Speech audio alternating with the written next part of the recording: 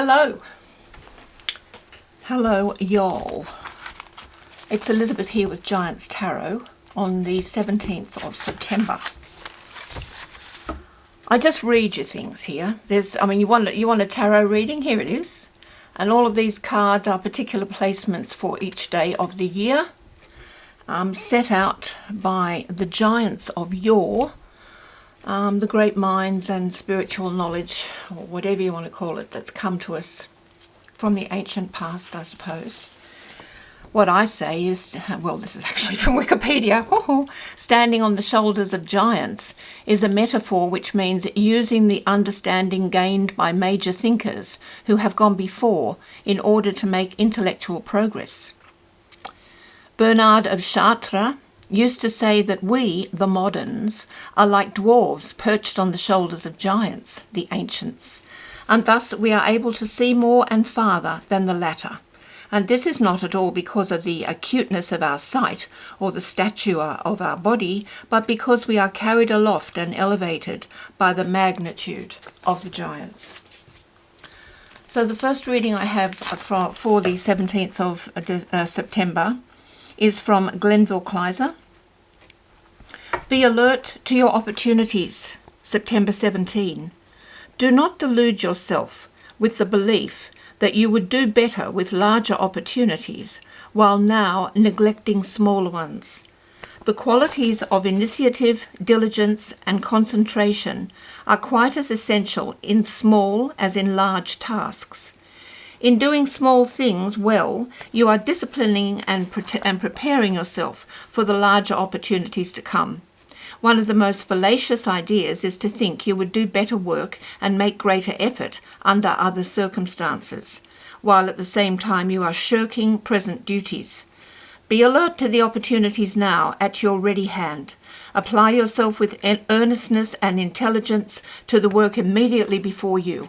Make the most of today's chance, and thus fit yourself for larger responsibilities.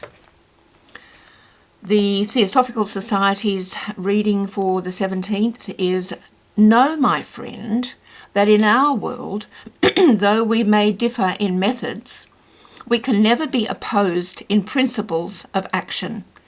And the broadest and most practical application of the idea of the brotherhood of humanity is not incompatible with your dream of establishing a nucleus of honest scientific inquiries of good repute, who would give weight to the Theosophical Society organisation in the eyes of the multitude and serve as a shield against the ferocious and idiotic attack of skeptics and materialists.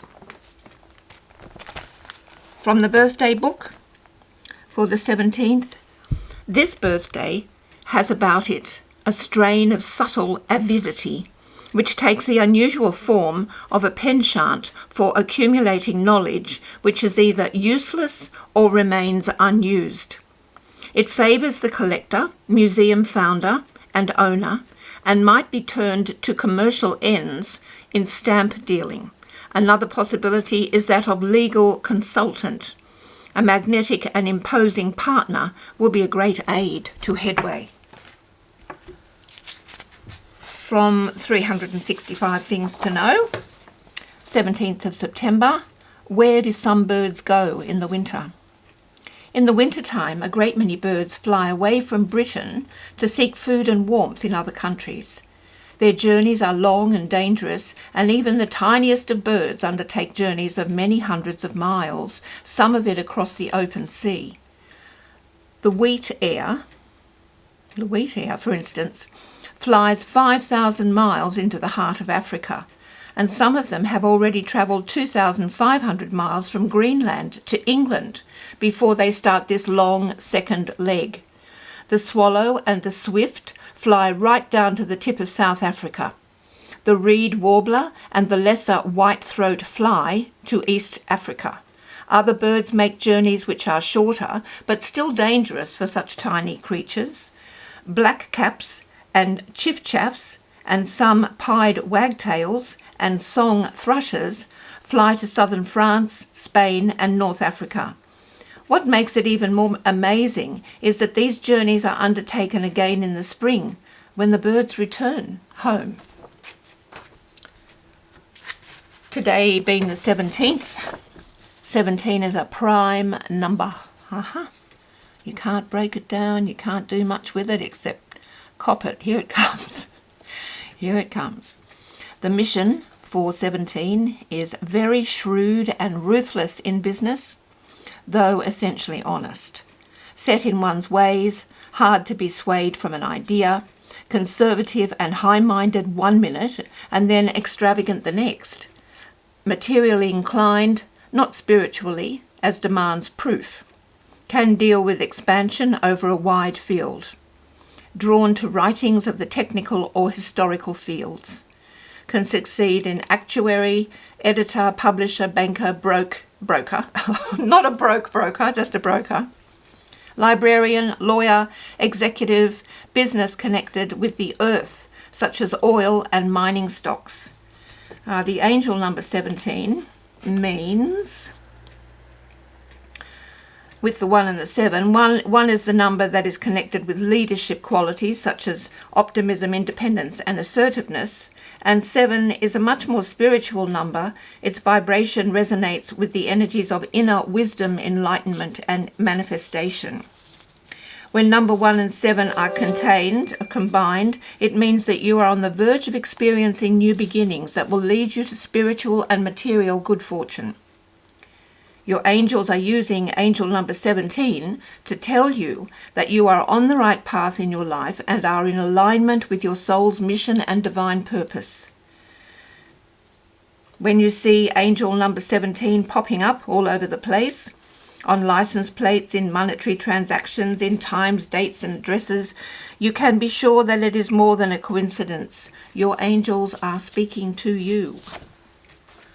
As the sun is still in Virgo, we have a Virgo 8th division reading for the 17th of September. Yours is a serious, studious and reserved nature. Although your planetary combination has given you a pleasant and likeable disposition, it has also made you restrained in initiating friendships. Although you treat people well, you make little effort to deepen acquaintances into something more personal. And those few people who are close to you are often puzzled by your seeming disinterest in them, although there is no unkindness about it.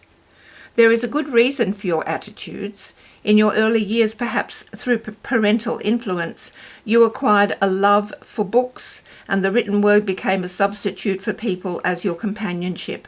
You are reticent, oriented to work, intellectual, and meticulous. We are in the 3rd decanate of the sign of Virgo, the 3rd 10-day period for Virgo. What have I written here? The 10 of Pentacles. Heritage of family lineage and stories and memories of family people are often a blueprint to explore the safety of truth, the freedom to feel, the harmony to express. It's a card that talks about long-term success, contribution, and family security. It's a long way to the top if you want to rock and roll, but you can get there. It's because it's gratifying to be able to share wealth and abundance. This is an environment of happiness and peace. May you be feeling that today. In the not the Cartomancy, the Cartomancy, we have the 7 of clubs.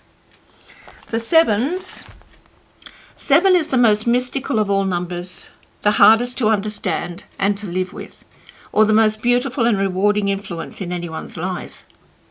We have seen that it is the centre and foundation of many things. The 7th card,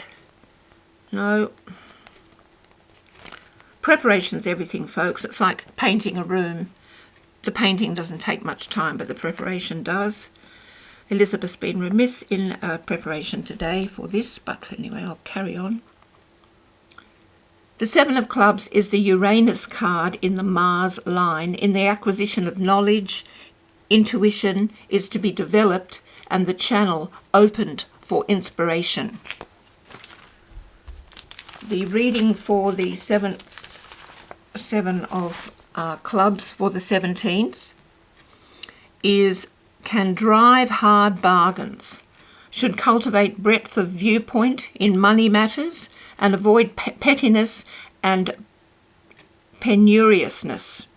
Good tax experts, accountants, technicians, efficient and thorough in drawing up documents, legal papers, briefs, and trust deeds. They never miss a point.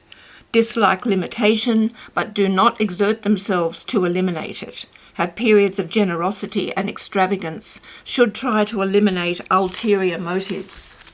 You've got an interesting day ahead, don't you? Little hard bargain driver. The Lenormand card that bears also the 7 of clubs, which is the emblem or the sign for the 17th of September, is mice, number 23. Stress, anxiety, worry, damage, repairs needed, deterioration, nagging, fear. The Lenormand mice card is best understood by thinking about mice. Yes, they can be cute, but they're also a danger that isn't obvious.